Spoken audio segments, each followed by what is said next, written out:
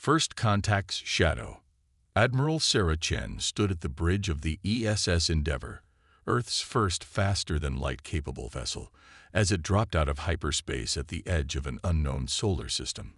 The ship's sensors had detected unusual energy signatures that didn't match any known natural phenomena. After 6 months of exploration, they might have finally found what humanity had been searching for: proof of alien civilization. Multiple contacts detected, Lieutenant Rodriguez announced from his station, his voice steady despite the tension filling the bridge.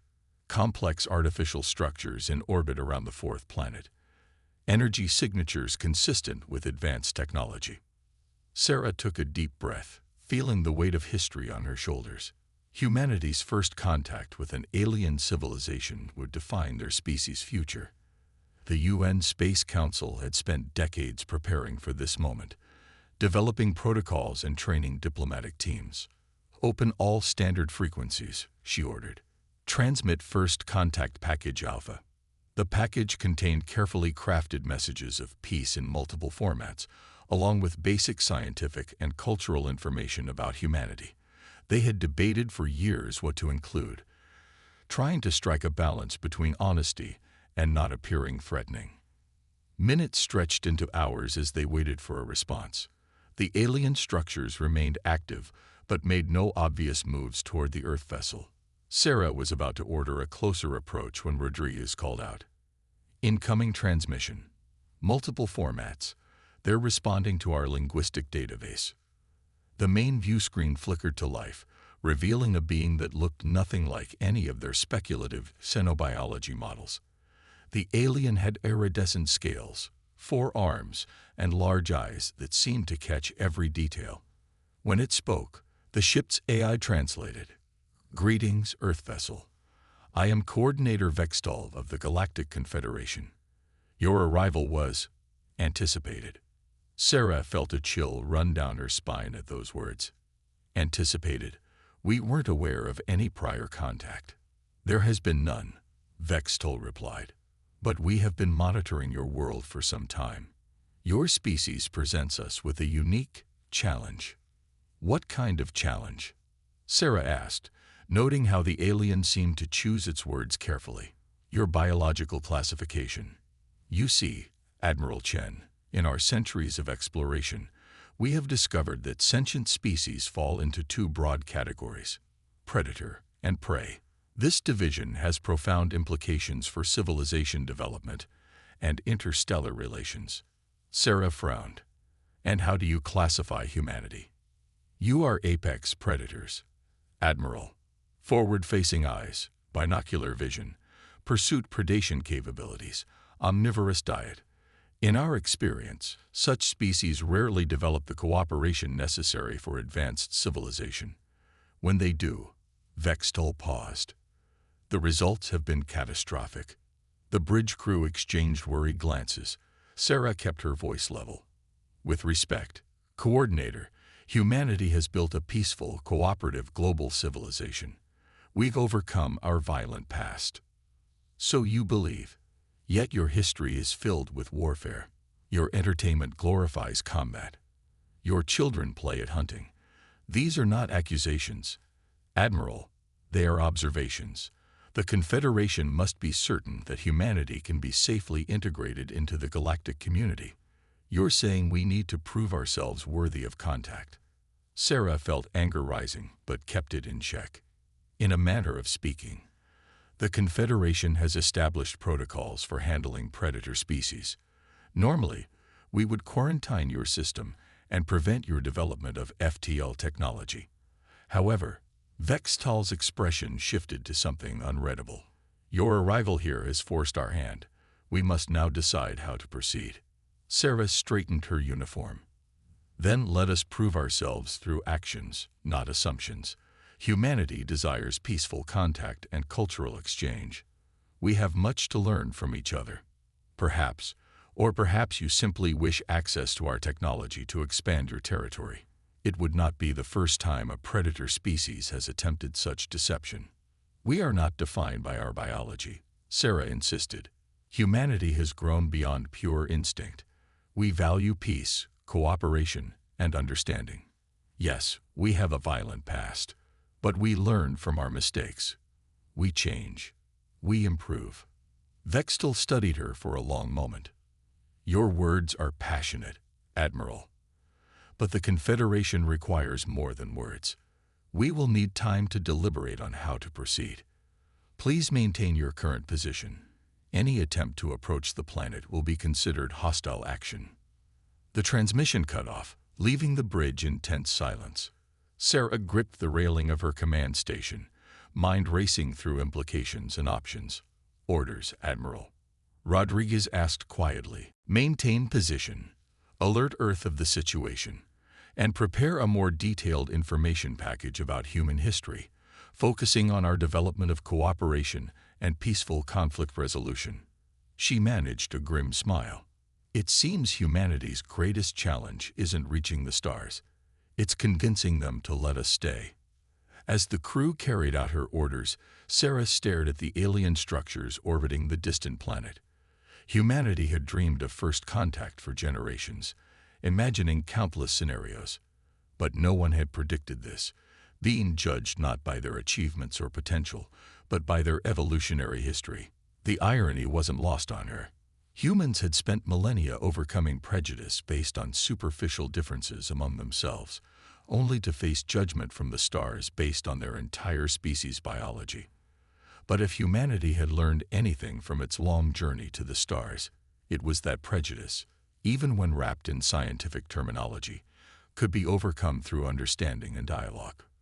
They would prove themselves worthy of the stars, not by denying their nature, but by showing that nature alone does not determine destiny. The real test of any species wasn't their biological heritage, but what they chose to become.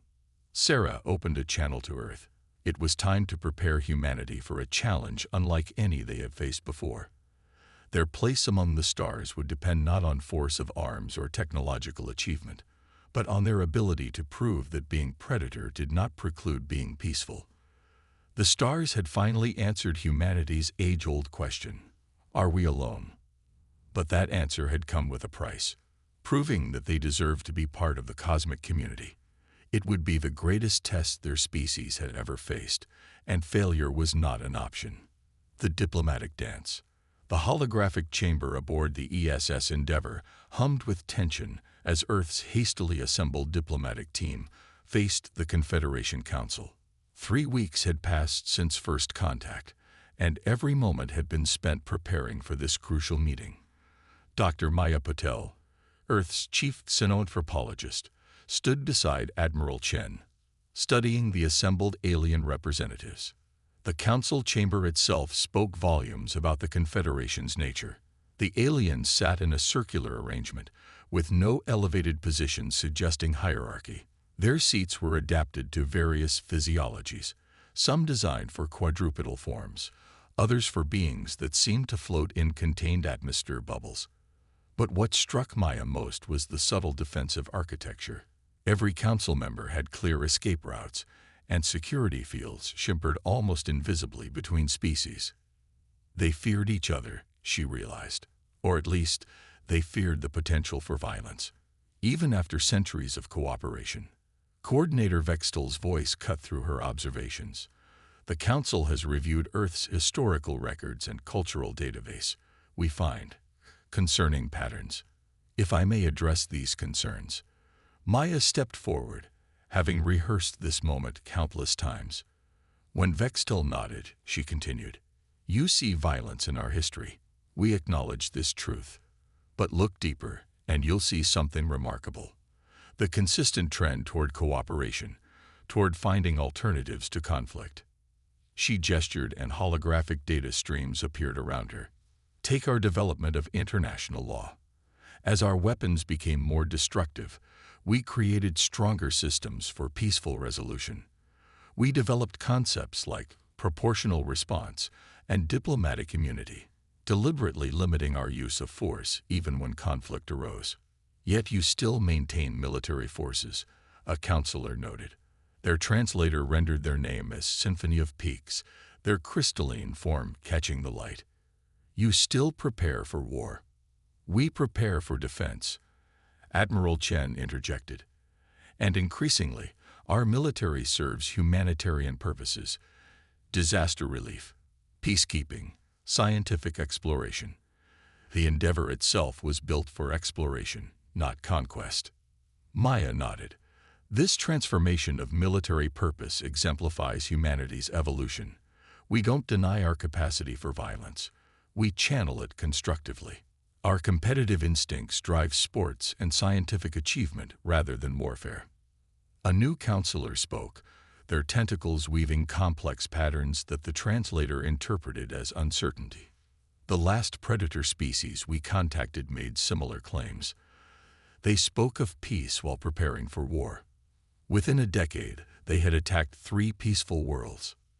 Then test us, Maya proposed, not in isolation, but through controlled cultural exchange. Let us prove through actions that humanity can be a positive force in the galaxy. The council chamber erupted in overlapping discussions, each species communicating in their own way. Maya caught fragments of translation. Concerns about risk, debates over containment protocols, proposals for monitoring systems. Vextol raised all 4 arms for silence. An interesting proposal, Dr. Patel. But what guarantee can Earth offer? How can we be certain this is not merely a ploy to gain access to advanced technology? Admiral Chen stepped forward. We will accept restrictions. Limited access to FTL technology.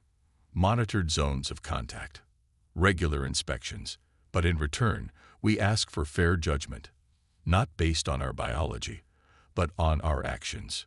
You would accept such constraints on your sovereignty? Symphony of Peaks chimed incredulously. We would accept reasonable precautions, Chen replied, because we understand your fears. But we also ask you to examine your own prejudices. You claim to have built a civilization based on cooperation across species, yet you would condemn us based on our evolutionary path rather than our choices. Maya watched the council's reactions carefully. Some showed signs she interpreted as discomfort, perhaps the first time anyone had pointed out this contradiction in their philosophy. There is wisdom in caution, she added softly. But there is also wisdom in hope. Humanity's greatest strength isn't our physical capabilities or our technology. It's our ability to imagine better futures and work to achieve them. She brought up new holographic displays. Earth's art, music, literature. Look at what we dream of. Stories of peaceful contact with alien life. Songs about the beauty of the cosmos. Art that celebrates diversity and cooperation. Are these the cultural artifacts of a species intent on violence? The council chamber fell silent as the aliens studied the displays. Maya held her breath, knowing these moments could determine humanity's future among the stars. Finally, Vextol spoke. The council will require time to deliberate, but perhaps there is merit in a controlled experiment, a provisional membership, heavily monitored, with clear conditions and consequences. That's all we ask, Chen said. A chance to prove ourselves through actions, not assumptions. There will be those who oppose this, Symphony of Peaks warned, both among the council and our member species. The risk. All progress carries risk, Maya interrupted. The question is whether the potential benefits outweigh those risks. Humanity offers something unique, a bridge between predator and prey species. We understand both perspectives. We've struggled with our own nature and learned to channel it positively. That experience could be invaluable to the Confederation. The Council's deliberations lasted another 3 days. Maya and Chen took turns addressing concerns, providing evidence, and negotiating terms. Finally, a framework emerged. Earth would be granted provisional status in the Confederation, with strict monitoring and limited technology sharing.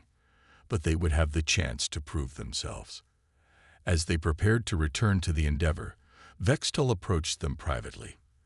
"There is something you should know," the alien said quietly. "You are not the only predator species we are watching. If this experiment succeeds, it could change how we approach others." Maya felt the weight of that responsibility. Their success or failure wouldn't just determine humanity's future. It could affect the fate of other species facing similar judgment. "We won't let you down," Chen promised. "Perhaps," Vextol replied. "But more importantly, do not let yourselves down. Prove that evolution is not destiny. Show us that the very traits we fear can be turned to the greater good." As they walked back to their shuttle, Maya turned to Chen. "You realize this is just the beginning. The real challenge starts now." The Admiral nodded. "Getting them to give us a chance was hard. Living up to that chance will be harder.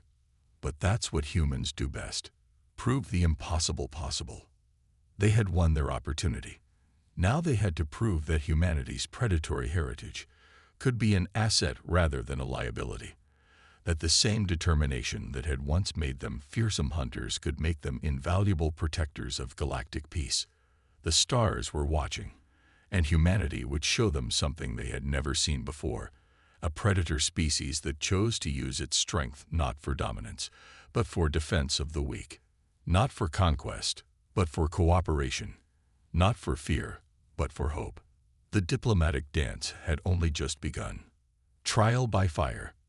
6 months into Earth's provisional membership in the Galactic Confederation, the emergency alert shattered the pre-dawn quiet at the newly established Confederation Embassy in Geneva. Ambassador Maya Patel, promoted after her successful first contact negotiations, was pulled from sleep by the urgent chiming of her comm unit. "Multiple ships have breached the Arcturus defense perimeter." Vextol's voice carried an unfamiliar edge of fear. "The Ravagers have returned." Maya's blood ran cold. The Ravagers, a mysterious species that attacked seemingly at random, destroying colonies and disappearing before organized resistance could respond. They weren't part of the Confederation's predator-prey paradigm. They were something else entirely. "Casualties?" she asked, already dressing. 2 colony worlds evacuated. 3 research stations destroyed. "But that's not why I'm contacting you." Vextol paused. "They're heading toward your sector of space." Maya reached the embassy's secure command center just as Admiral Chen's hologram materialized. In the 6 months since first contact, humanity had established regular communication channels with the Confederation, but strict limitations remained on their military movements. "The Confederation Defense Fleet is mobilizing," Vextol continued, "but they're scattered across too many sectors. They can't intercept in time." "Let us help," Chen said immediately. "The Earth Defense Fleet is restricted to your home system," another council member interrupted. Maya recognized Symphony of Peaks' crystalline form. "The protocols are clear." "Then we watch them burn our worlds," Chen demanded. "The colonies we've established in our own system." Maya studied the tactical display. The Ravager fleet's trajectory would take them through 3 populated systems before reaching Earth. Millions of lives, both human and alien, were at risk. "There's another option," she said quietly. "The restrictions on our fleet are about preventing human aggression, correct? But what if we didn't fight?" All eyes turned to her. She took a deep breath. "What if we evacuated? Not just humans, everyone in the path of the Ravagers. We have enough ships to transport civilians to safety if we start now. You would use your military vessels for rescue operations." Symphony of Peaks seemed startled by the concept. "That's exactly what we've been trying to tell you," Chen said. "Humanity's strength isn't just in our ability to fight. It's in our ability to protect." The council erupted in debate. Maya could see the conflict in their reactions, the ingrained fear of letting a predator species deploy its military forces versus the immediate threat to civilian populations. "Time is critical," she pressed. "Every moment we debate is a moment lost for evacuation." Finally, Vextol raised all 4 arms. "The Council approves, with conditions. Human vessels will be accompanied by Confederation observers. Any deviation from rescue operations will result in immediate sanctions." "Agreed," Chen said without hesitation. "Transmitting deployment orders now." The next 48 hours became a blur of coordinated chaos. Human ships, designed for combat, but now serving as refuge, pushed their engines to the limit reaching threatened systems. Maya watched from the command center as the evacuation unfolded. What impressed the Confederation observers wasn't just the efficiency of the operation, it was how the human crews handled it. They worked tirelessly, prioritizing the most vulnerable populations regardless of species. When space ran short on the vessels, human crew members gave up their quarters to accommodate more refugees. The Ravagers arrived at the first system to find it completely evacuated.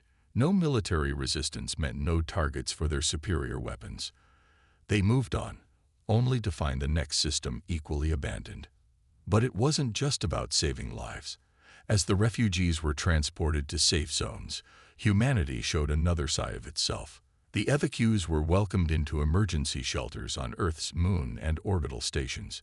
Human doctors worked alongside alien medical teams, adapting their techniques to treat different species. Children of various races were entertained together in makeshift play areas.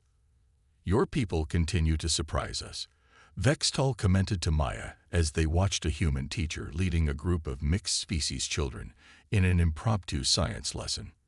"When faced with a military threat, you chose to focus entirely on preservation of life. Isn't that what civilization is about?"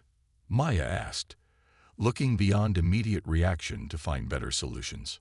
The crisis proved to be a turning point in humanity's relationship with the Confederation. The Council could no longer dismiss their claims of having evolved beyond pure predatory instincts. Here was proof. When given the chance to fight, they had chosen to save instead. But the true test came 3 days into the evacuation. A small group of Ravager vessels broke off from their main fleet, heading directly for an asteroid mining facility that hadn't yet been fully evacuated. The nearest ships were human vessels, already loaded with refugees. Admiral Chen's voice was tight as she reported the situation. "We can't outrun them with our current passenger load." Maya watched the tactical display, heart-pounding. The human ships had 2 choices. They could jettison their refugee pods, increasing their speed enough to escape, or they could stand and fight, risking everything. They chose a third option. The human vessels formed a defensive screen around their refugee pods and broadcast on all frequencies. "This is Captain Sarah Rodriguez of the Earth vessel Magellan. We carry civilians of 17 different species. We will not abandon them. We will not engage in combat. We are here to preserve life, nothing more." The Ravager ships closed in. Every observer held their breath. Then, incredibly, the Ravagers veered away, rejoining their main fleet. It was as if, faced with prey that refused to either fight or flee, they lost interest. Remarkable. Symphony of Peaks chimed. They found a way to use their predatory instincts not for combat, but for protection. The very traits we feared, their determination, their refusal to back down, became a shield for the defenseless. In the aftermath of the crisis, as refugees were gradually relocated and systems rebuilt, the Confederation Council met again to discuss Earth's status. The debate was shorter this time. "Humanity has proven something we thought impossible," Vextal announced. "They have shown that predatory traits can be fully integrated into a peaceful society, not by denying those traits, but by redirecting them toward protection rather than aggression." The Council voted unanimously to remove many of the restrictions on human vessels, though some monitoring would continue.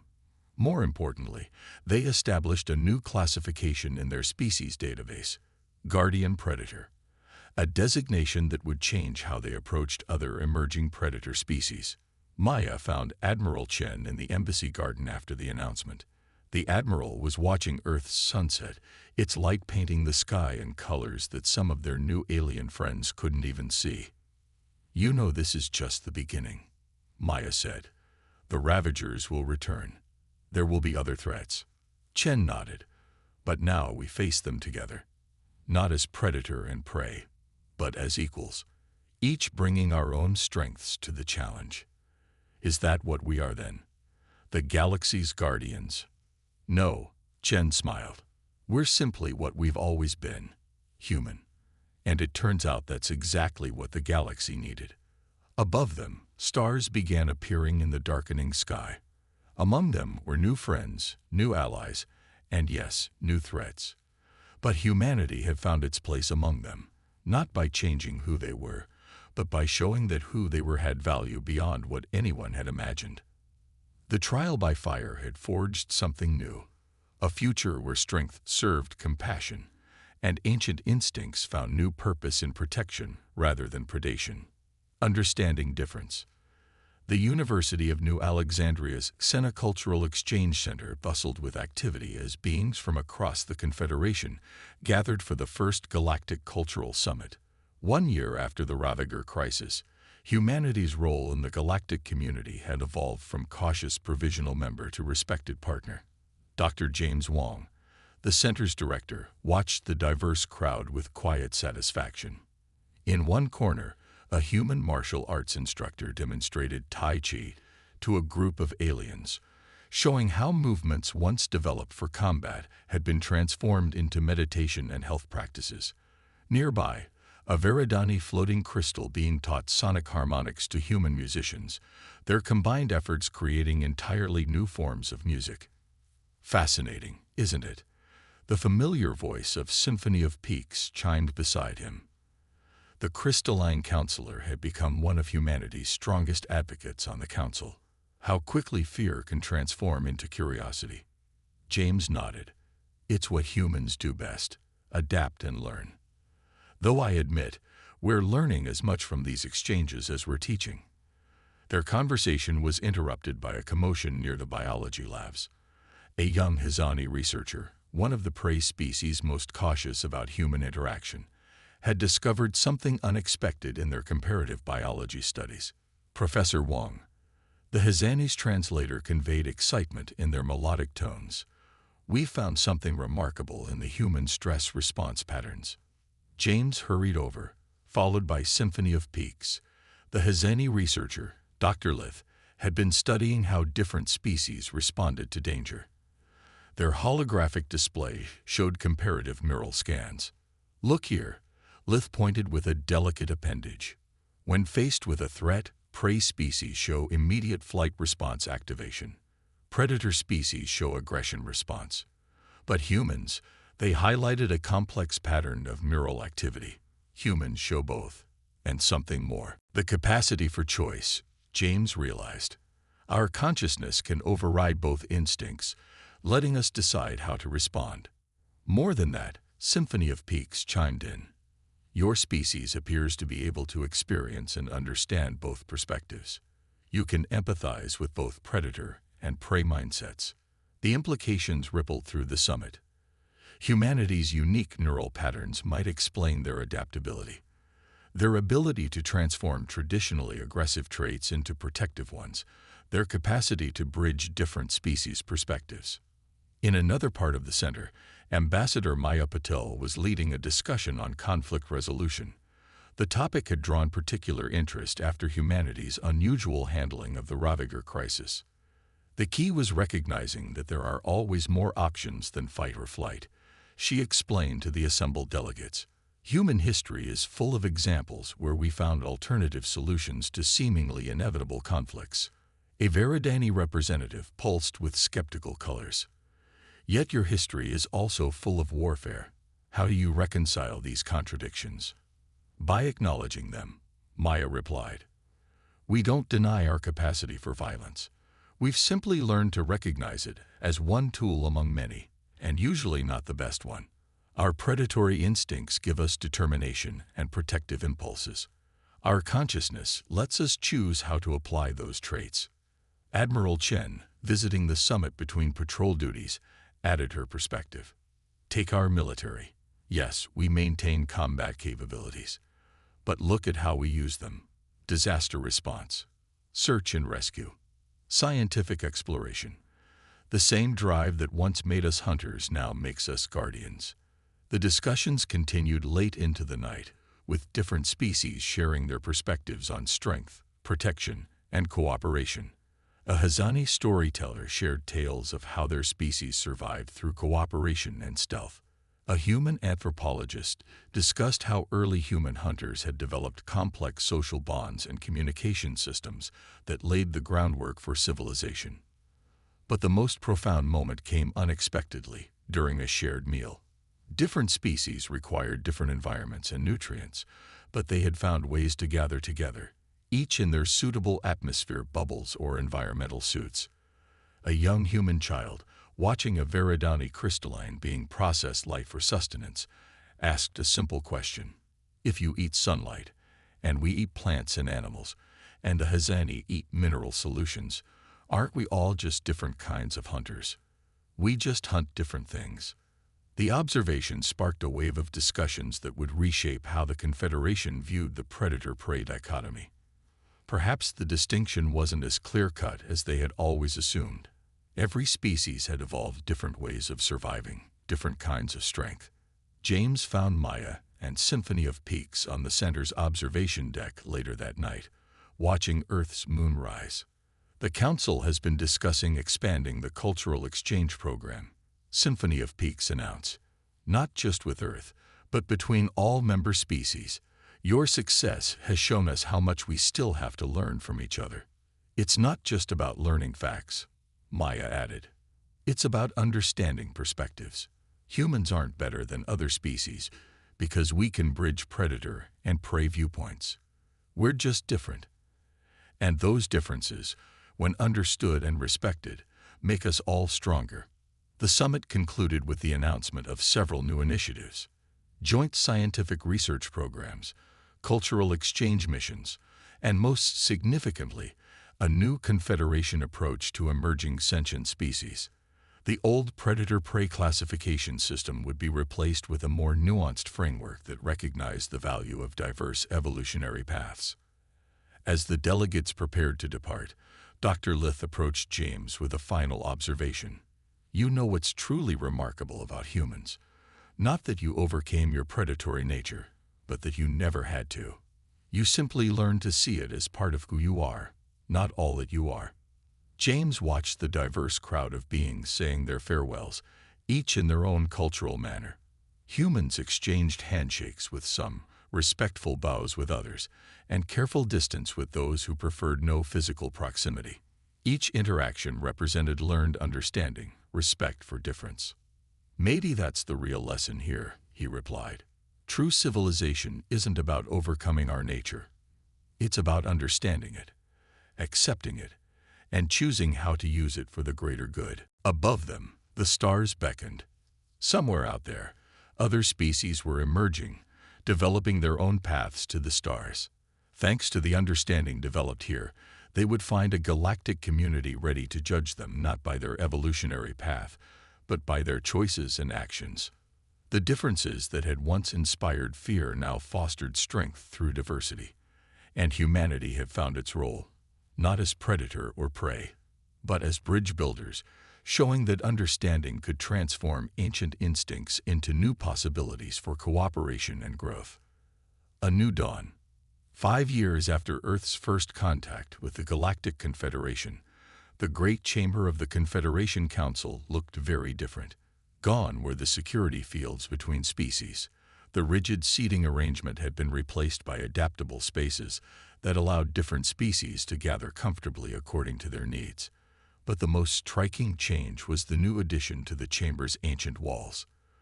A mural depicting diverse species working together, with the words "strength through understanding" written in multiple galactic languages. Ambassador Maya Patel stood before the council, remembering her first nervous appearance in this chamber.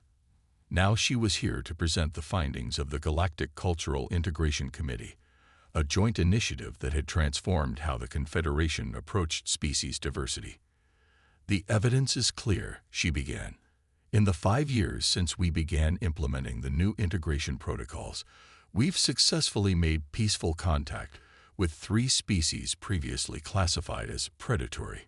All have joined the Confederation as provisional members, following the pathway Earth pioneered. Coordinator Vextal, now serving their final term on the Council, nodded in approval. And the results of their integration?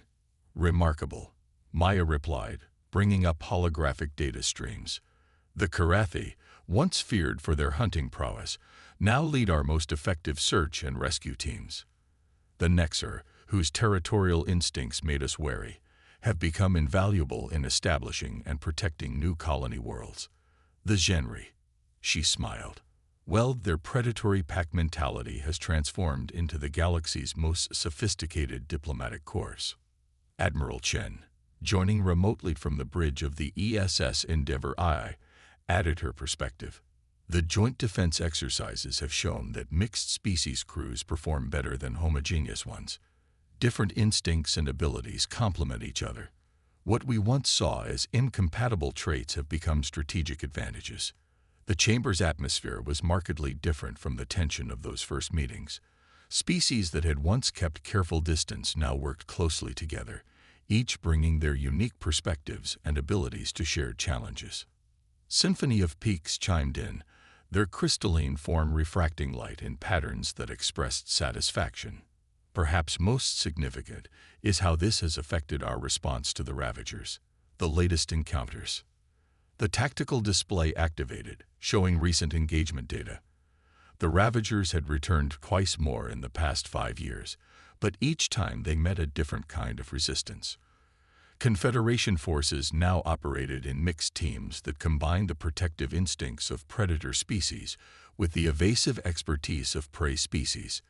Traditional prey species provided early warning and coordination, while guardian predators like humans focused on evacuation and protection. The Ravagers have begun avoiding Confederation space entirely, Chen noted. They seek easier targets, but more importantly, we've begun to understand them. This was perhaps the most surprising development. Analysis of Ravager behavior patterns, combined with insights from studying various species' instincts, had led to a breakthrough. The Ravagers weren't simply mindless aggressors, they were a species trapped by their own instincts, unable to evolve beyond pure predatory behavior. Which brings us to our proposal, Maya continued. We believe it's time to attempt communication with the Ravagers. The council chamber erupted in surprised discussions. Even with their new understanding and cooperation, this seemed dangerous. But Maya pressed on. We've learned that no species is beyond reach if we approach them with understanding rather than fear. The Ravagers attack because it's all they know. But what if we could show them another way? You believe they can change, as humanity did? Vextal asked. We didn't change, Maya corrected gently. We simply learned to understand and direct our instincts. The Ravagers might be capable of the same, with proper guidance and opportunity. The debate lasted for days, but eventually, the council approved a careful attempt at contact. It would be dangerous, but they had learned that the greatest discoveries often lay beyond fear. As the council session concluded, Maya found herself in the chamber's garden terrace with Chen and Symphony of Peaks, watching the twin suns set. The garden itself was another symbol of change. Carefully designed spaces allowing different species to share the same area while meeting their diverse biological needs. Did you ever imagine this? Chen asked, gesturing at the transformed Confederation. 5 years ago, when we first arrived. Maya shook her head. We were so focused on proving ourselves worthy of joining their civilization. We never guessed we'd end up helping to reimagine what civilization could be. You showed us our own prejudices. Symphony of Peaks chimed softly. We preached cooperation while enforcing separation. We claimed to value diversity while fearing difference. You helped us see that true strength comes not from overcoming our natures, but from understanding them, all of them. A group of young beings caught their attention. Children of various species playing together in their environmental suits and bubbles. They had adapted a human game of tag to accommodate different mobility types and environmental needs. More importantly, they played without fear, seeing only friends rather than predators or prey. That's the real change, Maya observed. The next generation won't know the old fears. They'll grow up understanding that different doesn't mean dangerous. And if we succeed with the Ravagers, Chen wondered, then we prove that no species is beyond hope. Symphony of Peaks responded. That understanding can reach even those we thought unreachable. As night fell, the stars emerged, countless points of light representing worlds and species yet to be discovered. But now the galaxy was ready to meet them with wisdom born of experience. The old classifications of predator and prey had given way to a new understanding.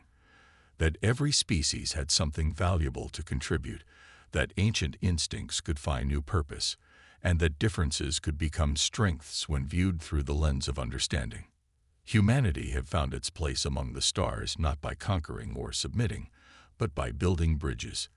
They had shown that the very traits that made them dangerous could make them invaluable protectors, that the drive that once made them hunters could make them explorers and peacekeepers. In the end, they had proven something far more important than their worthiness to join galactic civilization. They had shown that civilization itself could evolve, growing beyond ancient fears to embrace new possibilities.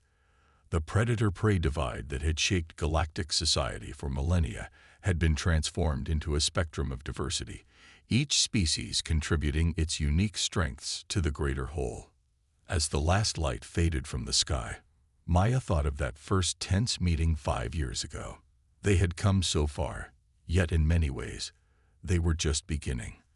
There would be new challenges, new species to understand, new bridges to build. But now they faced them together, not as predator and prey, but as equals united in the greatest adventure of all, discovering what they could become together. The new dawn had arrived, not just for humanity, but for all species who looked to the stars and dreamed of something more than what they had been.